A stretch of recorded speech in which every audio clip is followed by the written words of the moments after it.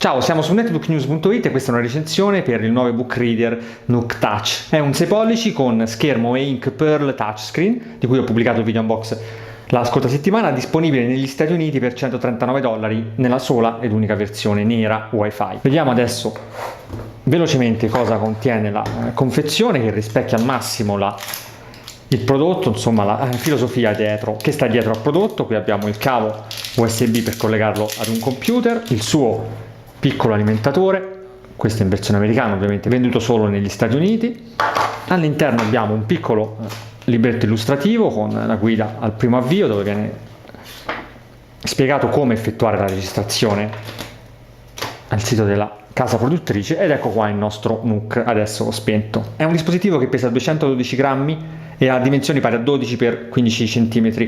Non è tra i più sottili in commercio, ma ha una forma particolare che migliora la presa. È fabbricato in un materiale opaco, anti-impronte, quindi leggermente morbido, sembra quasi gommoso. Le uniche parti lucidi sono la cornice qua che circonda lo schermo, che contorna il telaio, la scrittina Nook qua in alto e il pulsante di accensione, anche qua posizionato nella parte alta. Sul lato destro abbiamo un connettore di schede micro SD, sul fondo un connettore per micro USB che serve sia per la ricarica al computer o con l'adattatore che abbiamo visto prima, che per il trasferimento di dati. Lo schermo touchscreen permette di non avere molti pulsanti attorno al display e non più il display LCD in basso come nella precedente versione. Qua abbiamo dei pulsanti up and down sia a destra che a sinistra del dispositivo per cambiare pagina su o giù, e il pulsante N con la N di Nook qua, che permette di accedere a un menu contestuale che poi vedremo nel dettaglio. La qualità costruttiva è estremamente valida, secondo il mio giudizio,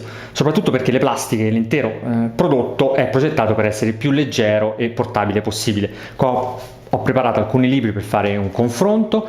È un 6 pollici, ricordo, questo è un'agendina Moleskine, questo è un libro di piccola grandezza. Ancora abbiamo un libro classico, cosa di leggermente più grande, ancora più grande.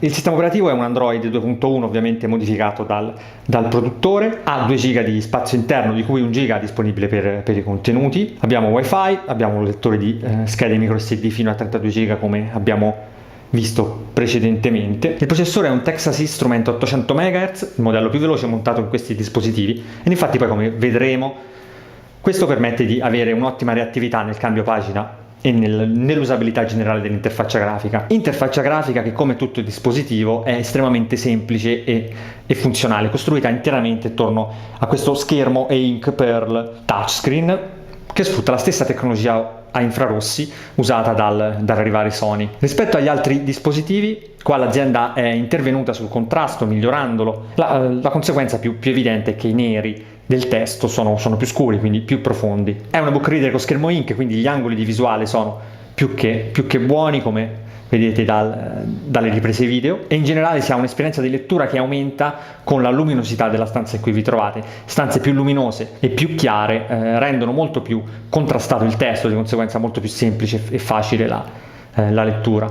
Una volta sbloccato il dispositivo ci troviamo di fronte a questa schermata che è la home, dove abbiamo sulla sinistra l'ultimo libro letto, sulla destra una lista delle ultime letture, e sotto, se siamo connessi alla connessione wireless, abbiamo una lista di suggerimenti dal sito del produttore. L'interfaccia è estremamente semplice. Premendo il pulsante Nook qua in basso compare questa barra di navigazione dove abbiamo Home, Library, Shop, Search e Settings, dove si possono impostare alcune delle particolarità, come l'attivazione o meno della scheda wireless, alcune regolazioni sull'ora, sullo schermo, sulla possibilità di condividere, qua chiamata social, condividere bookmark, libri, recensioni, pareri. Questo pulsante può essere premuto, la N qua in basso, in qualsiasi schermata, in qualsiasi sia il nostro contesto e la nostra operazione, e permette appunto di accedere in qualsiasi istante a questa serie di funzionalità.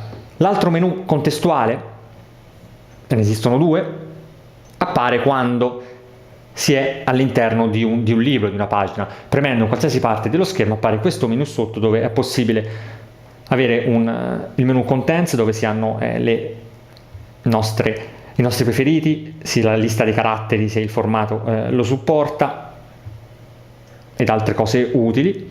oltre alla possibilità di fare una ricerca all'interno del documento, vedete questa è la piccola ma funzionale tastiera, la possibilità di andare avanti ad una determinata pagina, la possibilità di modificare la grandezza e il carattere, si può ingrandire, diminuire o aumentare l'interlinea e modificare i margini attorno allo schermo o altrimenti affidarci alle impostazioni di fabbrica. Questa è una caratteristica utilissima per chi ha problemi di vista, perché può aumentare appunto e adattare al meglio quello che sta leggendo per la propria comodità. L'ultimo pulsante, More, ci dà delle informazioni generiche sul documento che abbiamo aperto. In questo caso è un sample scaricato sempre dallo shop del produttore, dove ci viene dato un riassunto sul libro, sul contenuto del libro, alcune informazioni tecniche come le dimensioni, il proprietario, la data di pubblicazione e via dicendo, le recensioni degli utenti americani che hanno letto e hanno deciso di condividere le loro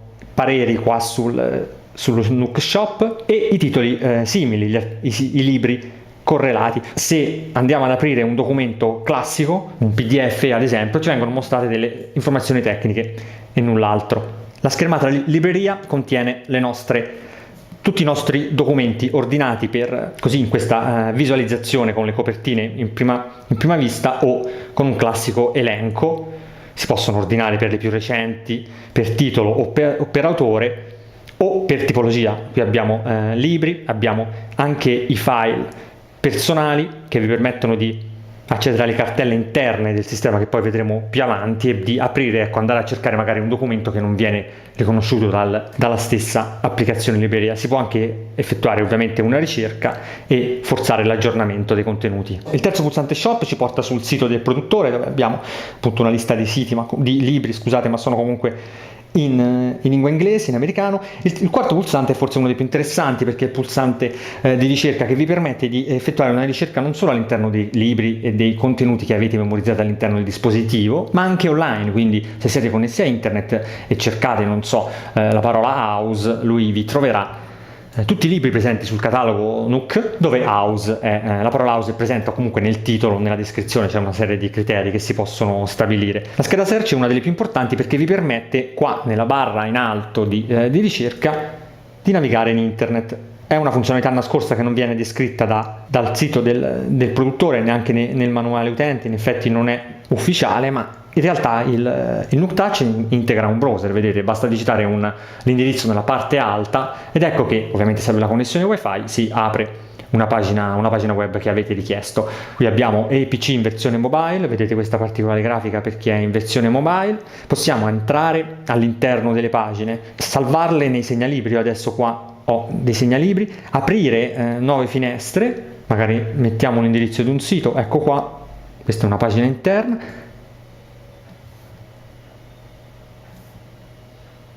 Supportato anche il JavaScript, come vedete.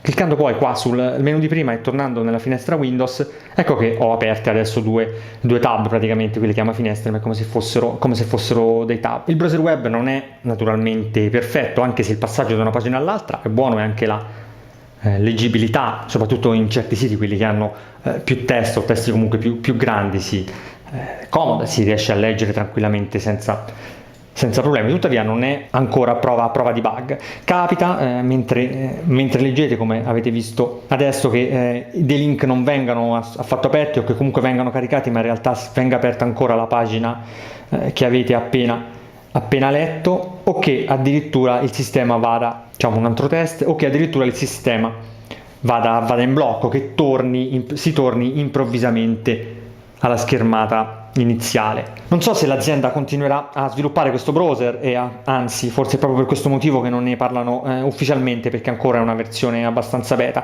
Capitano dei crash di sistema, dei blocchi improvvisi al browser che vi riportano nella schermata home.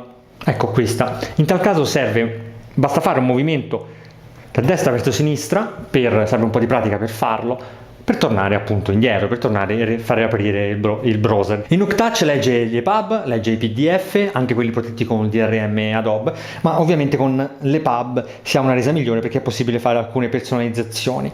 Facciamo subito un esempio di cosa intendo. Stiamo il carattere, anzi mettiamo l'impostazione di fabbrica del produttore. In questa modalità con gli EPUB è possibile anche sottolineare